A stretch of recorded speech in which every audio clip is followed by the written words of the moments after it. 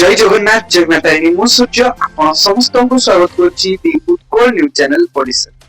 आज होची 9 मई 2026 शनिवार। चलंतु जानिबा आज मुख्य गुरुत्वपूर्ण 10टी खबर। प्रथम खबर, भुवनेश्वर राज्यर विभिन्न स्थान रे थिबा अंगनवाड़ी केन्द्र गुड़िकर विकास रे सहयोग करिबाकू राज्य उपमुख्यमंत्री तथा महिला और शिशु कल्याण विभाग मंत्री प्रभाती परिडा राज्यर समस्त निर्वाचन मंडली विधायकों को चिठी लिखिछन। द्वितीय खबर, भुवनेश्वर प्रधानमंत्री आवास योजना सहरांचल कार्यान्वयन ओडिशा देशर उल्लेखनीय सफलता हासिल करछि।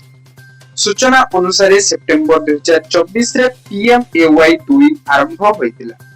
मार्च 2025 ठारू मार्च 2026 पर्यंत गृह निर्माण संपूर्ण करिया क्षेत्र रे ओडिशा क्रमागत भावे देशर प्रथम स्थान अधिकार करि आछि। योजना अधीन रे ओडिशा रे मोट 24,625 टी घर मंजूर होइतिला। सेथि मध्यरु 23,464 टी प्रस्तावित स्थान रे जीआई टैगिंग कार्य समाप्त हो जाइछि। तृतीय खबर, भुवनेश्वर बाली अंतारे युवकों को पिटी पिटी हत्या घटना को नहीं आज घटनास्थल रे जाई अनुसंधान करछंती डीजीपी को सह डीसीपी। अन्य पटे राज्य महिला कमिशन को अध्यक्षा शोभना महांती मध्य घटनास्थल परिदर्शन करबा सह पीड़िता को सांग को भेटी बयान रेकर्ड करछंती। पीड़िता को सांग को भेटिया परे महिला कमिशन अध्यक्षा कहिसंती जे दुई पीड़िता सुस्थ अछंती आउ एही घटनार निरपेक्ष तदंत एबे हबो। चतुर्थ खबर, ओडियान को आराध्य देवता महाप्रभु श्री जगन्नाथ नाम एक स्वतंत्र टीवी चैनल कराजिबो।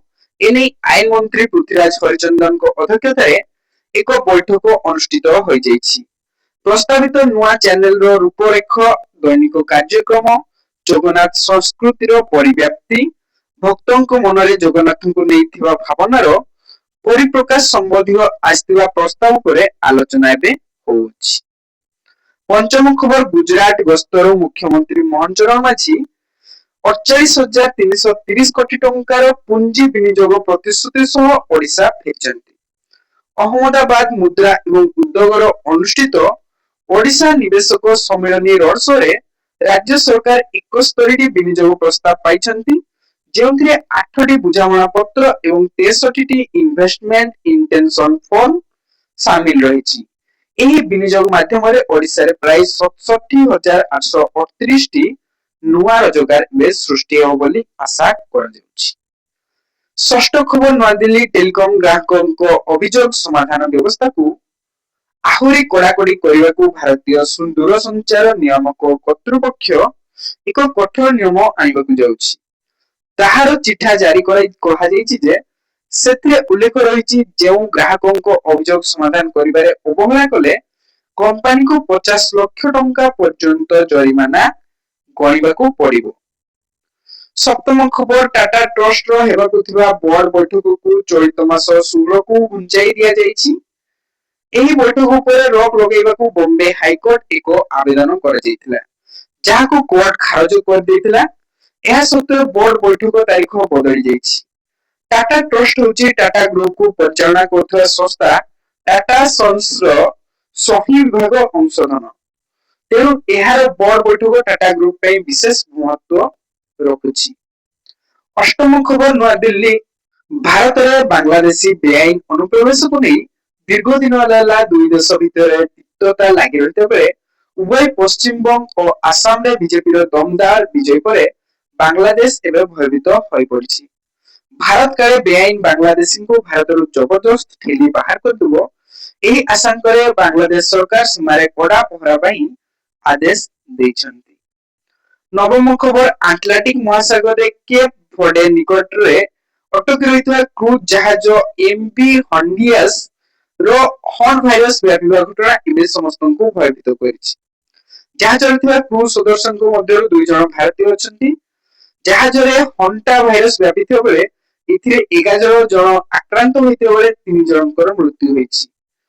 80 एनवाइड एक्स डेमसी कंपनी रो एही विशाल पूर्ण जहाज एप्रिल 1 रे अर्जेंटीना रो उसाइट रो यात्रा आरंभ करथिला। मे 10 तारिख सुधा स्पेन रे କେନ୍ଦ୍ରୀୟ ଦ୍ୱୀପରେ ଏହା ପହଞ୍ଚିବାର ସମ୍ଭାବନା ରହିଛି।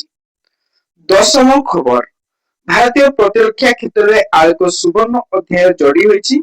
ଗୁରୁବାର ପ୍ରତିରକ୍ଷା ଅନୁସନ୍ଧାନ ଓ ବିକାଶ ସଂଗଠନ DRDO ଭାରତୀୟ ବାୟୁସେନା ଓଡ଼ିଶା ଉପକୂଳରେ ସ୍ୱଦେଶୀ ଜ୍ଞାନକୌଶଳ ନିର୍ମିତ ଭାରତୀୟ ଅତ୍ୟାଧୁନିକ ଗ୍ଲାଇଡେଡ୍ ଅସ୍ତ୍ର ପ୍ରଣାଳୀ ତାରାର ସଫଳ ପରୀକ୍ଷଣ କରିଛନ୍ତି, ଯାହା ଭାରତୀୟ ସାମରିକ ଶକ୍ତିକୁ ନୂଆ ଉଚ୍ଚତାକୁ ଏବେ ନେଇଯାଇଛି। ତାରା ହେଉଛି ଏକ ମଡ୍ୟୁଲାର ରେଞ୍ଜ ଏକ୍ସଟେନସନ କିଟ୍, ଯାହା ଯେକୌଣସି ପାରମ୍ପରିକ ଅସ୍ତ୍ରକୁ ଏକ ଘାତୀ ସଠିକ ଆକ୍ରମଣକାରୀ ଅସ୍ତ୍ରରେ ପରିଣତ କରିବାରେ ସକ୍ଷମ। ଏହା ସହିତ ମୁଁ ସୂର୍ଯ୍ୟ ଉତ୍କଳ ନ୍ୟୁଜର ମୁଖ୍ୟ 10ଟି ଖବରକୁ ଏଇଠି ସମାପ୍ତ କରୁଅଛି। ଯଦି ଆମ ଭିଡିଓଟି ଆପଣଙ୍କୁ ଭଲ ଲାଗିଥାଏ ତେବେ ନିଶ୍ଚୟ ଭାବରେ ଲାଇକ୍, ସେୟାର ଏଣ୍ଡ ସବସ୍କ୍ରାଇବ କରିବେ। କମେଣ୍ଟ କରିବାକୁ ଜମାରୁ ଭୁଲିବେ ନାହିଁ। ଜୟ ଜଗନ୍ନାଥ, ଧନ୍ୟବାଦ।